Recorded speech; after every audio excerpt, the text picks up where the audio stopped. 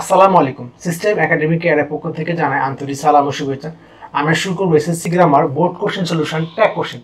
আমাদের ট্যাগ কোশ্চেনের উপর প্রায় 30টি ভিডিও করা আছে, অর্থাৎ 2017 সাল থেকে শুরু করে একবারে 2020 সাল পর্যন্ত সবগুলো বোর্ড সলভ করা আছে, কিন্তু ঢাকা বোর্ড 2016 সালের কোশ্চেনটি সলভ করা নাই। অনেকে রিকোয়েস্ট করার কারণে এই বোর্ডটি সলভ করা। বন্ধুরা যারা এখন আমার চ্যানেলটাকে সাবস্ক্রাইব করেন তারা অবশ্যই চ্যানেলটাকে সাবস্ক্রাইব করবেন। বন্ধুরা ট্যাগ কোশ্চেন করতে গেলে আপনাকে 3টি ইম্পর্টেন্ট জিনিস খেয়াল রাখতে হবে। একটা হলো ভার্ব, বাক্যটাকে পজিটিভ, নেগেটিভ আর সাবজেক্ট। নর্মালি আমরা সাবজেক্ট আগে বলি, কিন্তু সিরিয়ালটা এভাবে রাখলে আপনার কাছে অনেক ইজি হবে। অর্থাৎ ভার্ব, বাক্যটা কি পজিটিভ নাকি নেগেটিভ এবং সাবজেক্ট। এই 3টা জিনিস আপনি যদি ঠিকঠাক মতো খেয়াল করেন, ট্যাগ কোশ্চেন আপনাকে পাসের মধ্যে পাস পাওয়াটা অনেক বেশি ইজি হয়ে যাবে। এরপর আসেন আপনাকে ভার্ব লাগবে। আমরা যে মডাল ভার্ব, হেল্পিং ভার্ব বা অক্সিলারি ভার্ব বলি, সেগুলো আছে মোট 24টা। অ্যামিসার, অজয়, shall, should, can, could, may, might, have, has, had, ought to, going to, is to, lest, must, need, dare. এই 24টি ভার্ব থাকলে অবশ্যই সেটা আসবে, আর না থাকলে তখন ডু, ডিড, ডাজ। আমরা শুরু করলাম ঢাকা বোর্ড 2016 সালের কোশ্চেনটি। Success can not be achieve without efforts. সফলতা ক্যান নট বি অ্যাচিভ, অর্জন করা যায় না। এখানে আমরা কিন্তু ক্যান ভার্ব পেয়ে গেছি, অর্থাৎ 24টি ভার্বের মধ্যে ক্যান একটা ভার্ব। ভার্ব যদি ক্যান পেয়ে গেছি, তাহলে আমরা এখানে ক্যান আগে লিখে ফেলবো, ক্যান লিখে আমরা ভার্বের কাজ শেষ। এখন আমাদের কাজ হলো বাক্যটাকে পজিটিভ নাকি নেগেটিভ। বাক্যটা কিন্তু নেগেটিভ, তার মানে পজিটিভ করতে হবে, তাহলে নটে ঝামেলা নাই। ওকে, এখন দেখেন সাকসেস, সফলতা। আপনি প্রশ্ন করেন সফলতা কি গোনা যায়?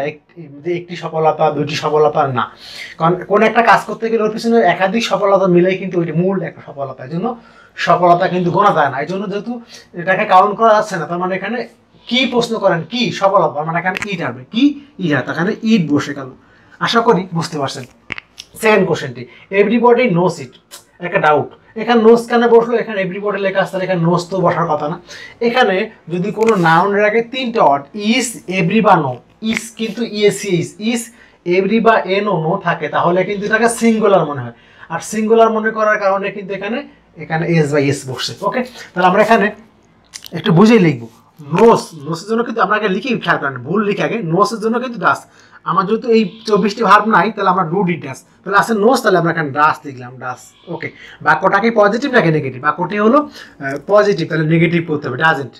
খেয়াল করে আমরা ভুলটা লিখে গেছি, ডাজেন্ট। এখন দেখেন এভরিবডি কি একজন নাকি একাধিক? এভরিবডি কিন্তু একাধিক, তাহলে ডাজেন্ট দে লিখবো। এখন কোশ্চেন হলো কি যে দের পরে কি ডাস বসে? দের পরে কি ডাস বসে? বসে না। তাহলে আমরা কি দে চেঞ্জ করবো নাকি ভার্ব চেঞ্জ করবো?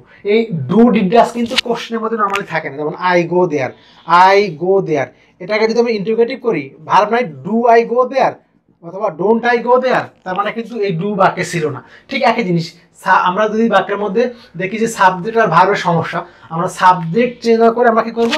ভার্ব চেঞ্জ করবো। সুতরাং আমরা ডাস নট কেটে দিয়ে আমরা কি লিখবো? কারণ দের পরে ডাস হবে না, আমরা ডাস নট কেটে কি লিখবো? ডোন্ট লিখবো। অর্থাৎ দের পরে কিন্তু ডাস বসে না, আমরা এই জন্য ডোন্ট লিখে দিচ্ছি, ডু নট বসে গেছে। আশা করি বিনা আটে বুঝতে পারছেন। পরের কোশ্চেনটি, the successful people are very industrious.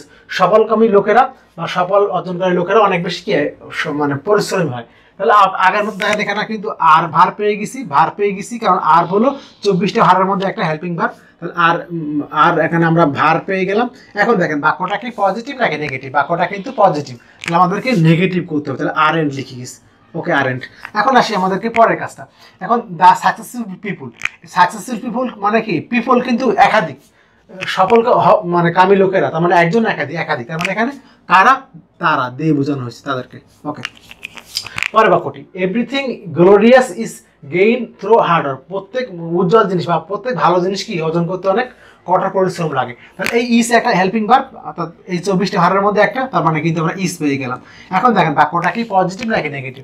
বাক্যটা দেখেন তো, everything is glorious is gain, বাক্যটা পজিটিভ, তাহলে নেগেটিভ করতে হবে, তাহলে ইজেন্ট লিখে দিচ্ছি আমরা, ইজেন্ট।